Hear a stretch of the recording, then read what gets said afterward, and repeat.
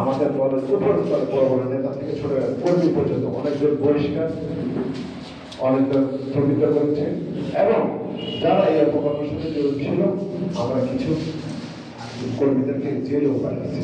আমরা এটার বিপক্ষে এবং মামলা করতে আমরা আসবে। আপনি কিন্তু সঠিক তথ্য দিতে হবে। অন্য কেউ পড়ে গেছে এবং দেশকে অস্থিতিশীল করার জন্য বিভিন্ন রকমের পায়খানা করতেছে, ওইখান থেকে আমাদের নাম চলে আসবে।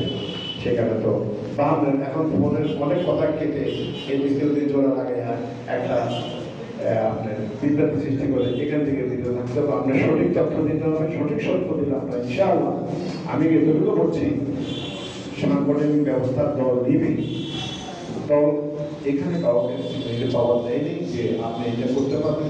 দল হচ্ছে দল আগামী আপনার ইলেকশন পর্যন্ত, নির্বাচন পর্যন্ত দলজন সুসংগঠিত।